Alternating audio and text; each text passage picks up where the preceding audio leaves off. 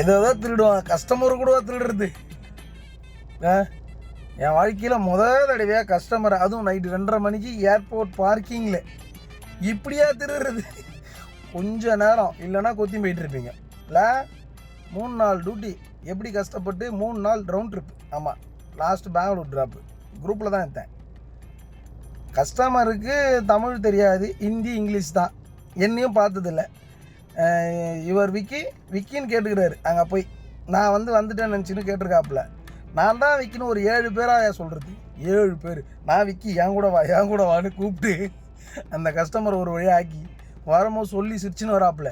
நல்ல வேலை மேரா காடி நம்பர் கஸ்டமருக்கு தெரிஞ்சுது, இல்லைன்னா அடிச்சுட்ருப்பீங்க பாட்டையா விபதி. இல்லை பண்ணாதீங்க, நல்லதில்லை. ஒரு மாதிரி காமெடியாக தான் போச்சு. எனக்கு சிரிப்பு தான் வந்தது. ஒரு வீடியோ போட்டுடலான்னு. நன்றி. வேணாம்பா, பட்டெல்லாம் வேணாம், நான் சந்தனம் வச்சுக்கிறேன்.